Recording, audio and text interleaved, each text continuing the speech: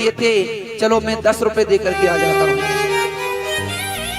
ये छोटी मानसिकता है। इस छोटी मानसिकता को बाहर फेंको और वास्तव में जिसको आवश्यकता है ऐसे लोगों का सहयोग करना प्रारंभ कर दो। परमपिता परमात्मा ने आपको उस देने लायक बनाया है, तो परमात्मा की कृपा से आपको सब कुछ उपलब्ध है। एक प्रश्न आप लोगों से जानना चाहूंगा, ध्यान से सुनना और मुझे उत्तर देना। हमारा राज्य राजस्थान है। इस राजस्थान के वर्तमान मुख्यमंत्री भजनलाल शर्मा जी हैं, जानते होंगे। भजनलाल शर्मा जी से पहले अशोक गहलोत जी थे, उससे पहले वसुंधरा जी थी। माता बहनों सज्जनों की बात मुझे बताना, ये राजस्थान के लोग 5 वर्ष के बाद अपना मुख्यमंत्री क्यों बदल लेते हैं? कारण पता है? जो व्यक्ति ठीक से रूप से काम करता है उसे दोबारा से मौका दे दिया जाता है, और जो व्यक्ति ठीक रूप से काम नहीं करता उसे पद से हटा दिया जाता है। आपके गांव का सरपंच यदि ठीक रूप से कार्य कर रहा होगा तो उसको कई सारी पीढ़ियां उस सरपंच के पद को धारण किए हुए होंगे, और कोई सरपंच जब ठीक से काम नहीं करता तो उसे 5 वर्ष भी पूरे करने नहीं देते, जल्दी से उसको पद से हटा दिया जाता है। देखो, जाने वाले जा रहे, मेरी बात सुनिए। क्यों? क्योंकि जो अपनी जिम्मेदारियों को ठीक रूप से निभाता है उसको पद पर वैसा का वैसा रखा जाता है, और जो जिम्मेदारियों को ठीक रूप से नहीं निभाता है हम लोग उसे उसके पद से अलग कर देते हैं। वही स्थिति परिवार की है। जो परिवार को जोड़ करके रखता है तो परिवार का मुखिया बना रहता है, और परिवार को तोड़ने का कार्य करता है तो उसे परिवार के मुखिया के पद से हम हटा देते हैं। विचार करना, मैं क्या कहना चाहता हूं, चिंतन करना। परमपिता परमात्मा ने अगर आपको कुछ लायक बनाया है, यदि ठीक रूप से अपने उस कार्य को आप निभाते चले जाएंगे तो वह परमात्मा आपको उस पद पर हमेशा के लिए बना करके रखेगा। अगर आपने अपने पद का दुरुपयोग कर लिया तो परमात्मा को पल भर नहीं लगता आपको उस पद से दूर करने में। अनेक राजा महाराजा ऐसे हुए, अनेक सेठ साहूकार ऐसे हुए जो प्राचीन समय में, पुराने समय में बहुत धनवान हुआ करते थे, लेकिन उन्होंने अपने पद को ठीक रूप से नहीं निभाया। आज उनके घर पर खाने के लाले पड़े हुए हैं, उनके घर पर 2 वक्त की रोटी भी नहीं है। इसलिए दुनिया के लोगों, माता बहनों, परमात्मा ने जो जिम्मेदारी आपको प्रदान की है उस जिम्मेदारी को आप ठीक से समझिए। और आइए कथा की ओर वापस आते हैं। आज राजा जनक गदगद हो गया अपने मित्र राजा दशरथ की बातों को सुन करके। कहने लगा, मित्र, अगर पूरे भारत देश का व्यक्ति, पूरे भारत देश का नागरिक इस बात को समझना स्वीकार कर दे कि वास्तव में देने वाला बड़ा होता है, लेने वाला छोटा होता है, तो इस भारत देश में बेटियों की दुर्दशा ना हो। इसके साथ में राजा जनक ने अपनी 4 बेटियों का विवाह राजा दशरथ के 4 पुत्रों से कर दिया। और आगे की कथा को बहुत तीव्रता से लेकर के चलूंगा। अब पहुंचते हैं राज तिलक पर। राज तिलक किया, राज तिलक की घोषणा कर दी। और आप लोगों को बहुत अच्छे से पता है, शाम के समय तो भगवान श्री राम का राज तिलक होना था, और प्रातः काल होते होते मंथरा ने ऐसी चाल चली कि भगवान श्री राम को राज तिलक तो क्या 14 वर्ष का वनवास मिल गया। और वनवास में राम लक्ष्मण माता वैदेही को, माता सीता को लेकर के जाते हैं। तमाम राक्षसों का संहार करते हुए आगे बढ़ते हैं। आगे बढ़ करके एक घटना घटित होती है। दुष्ट रावण माता सीता का हरण करके ले जाता है। राम रावण युद्ध होता है और जिसमें रावण का पराजय होती है, रावण का वध होता है। वापस अयोध्या नगरी में आते हैं। अयोध्या नगरी में आकर के बड़ा हर्ष और उल्लास के साथ में भगवान राम जी का स्वागत एवं सम्मान किया जाता है।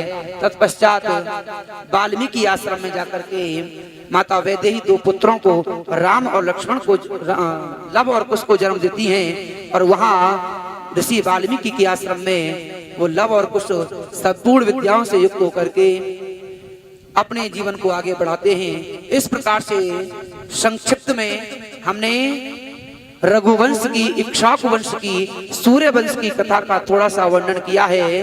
बोलिए राघवेंद्र सरकार की। और आइए सीधा सीधा बिना भूमिका बनाए हम चलते हैं अब उस नगरी में, जिस नगरी में जाने का आपको और हमको बड़ा बेसब्री से इंतजार है, क्योंकि कहानियां कथाएं बहुत सारी हैं और सबको करूंगा तो फिर बहुत देर हो जाएगी। तो माता बहनों सज्जनों, एक मथुरा नगरी है और उस मथुरा नगरी में एक कंस नाम का राजा राज्य किया करता है और उस कंस नाम के राजा से मथुरा की पूरी प्रजा बहुत दुखी है। उसके द्वारा प्रदान किए गए संकटों से, कष्टों से, उसके नीतियों से, नियमों से सभी प्रजा के अंदर आक्रोश है और प्रजा राजा कंस को हीन भावना से देखती है, दुष्ट राजा की भावना से देखती है। लेकिन जब राजा कंस को पता चलता है कि प्रजा मेरे बारे में गलत धारणा बनाई हुई है, तो विचार करता है कि कुछ ऐसा कार्य कर दिया जाए जिस कार्य के करने से प्रजा के अंदर एक सम्मान मुझे वापस मिले।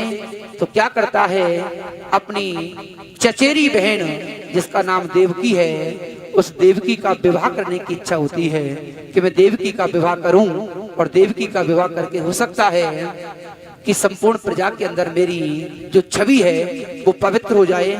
और देवकी का विवाह करने के लिए राजा वसुदेव को ढूंढते हैं। राजा वसुदेव को बुला करके राजा वसुदेव बारात लेकर के आते हैं। बड़े गाजे बाजे के साथ में बारात दरवाजे पर आती है। राजा कंस उस बारात का स्वागत करते हैं और विवाह संस्कार के पश्चात आज राजा कंस अपनी बहन देवकी को बड़े ही सम्मान के साथ में प्रसन्नता पूर्वक विदा करना चाहता है।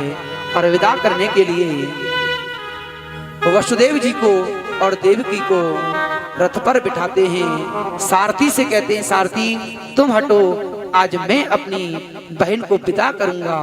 और रथ पर विराजमान होकर के रथ को आगे बढ़ाते हुए अपनी बहन देवकी को विदा करते हैं। जैसे ही रथ को आगे बढ़ाया तो तुरंत आकाशवाणी हुई। क्या आकाशवाणी हुई कि कंस जिस बहन को जितनी प्रसन्नता के साथ में तू विदा कर रहा है, हे कंस, इस बहन का 8वां पुत्र तेरी मृत्यु का कारण होगा। और जैसे ही आकाशवाणी हुई, कंस को आक्रोश आ गया। अच्छा, इस बहन के कारण से मेरा वध होगा? ये बहन नहीं, ये तो दुष्ट स्त्री है। तुरंत दिमाग में, बुद्धि में दुष्टता ने, क्रोध ने प्रवेश किया। और आज अभी थोड़ी देर पहले जिस बहन को सम्मान के साथ विदा कर रहा था, ऐसी बहन की दौड़ करके उस बहन के बाल पकड़े और बालों को खींचते हुए रथ से नीचे लाया और अपनी कटार को अपने हाथ में लेकर, तलवार को अपने हाथ में लेकर देवकी का वध करना चाहा। जैसे ही देवकी का वध करना चाहा, तुरंत वसुदेव जी हाथ जोड़ करके बैठ गए। हे राजन, आपकी ये बहन आपसे बड़ा प्रेम करती है, आप भी अपनी बहन से बड़ा प्रेम करते हो। आप अपनी बहन का इस तरह से वध मत करो। आपको इसकी 8वीं संतान से समस्या है, तो मैं इसकी 8वीं संतान को ला करके आपको प्रदान कर दूंगा। फिर आप इसकी 8वीं संतान को मार देना और फिर आपको किसी तरह का कोई भय नहीं होगा। ये बात कंस के दिमाग में बैठ गई। कहने लगा कि सारी प्रजा देख रही है, अगर मैंने ऐसा किया तो थोड़ी देर पहले इस प्रजा के दिल में जो मैंने सम्मान प्राप्त किया था वो दोबारा से नष्ट हो जाएगा। इसलिए वसुदेव की बात को माना और दोनों को कारागार में डाल दिया गया। माता बहनों सज्जनों, धीरे धीरे समय व्यतीत हुआ।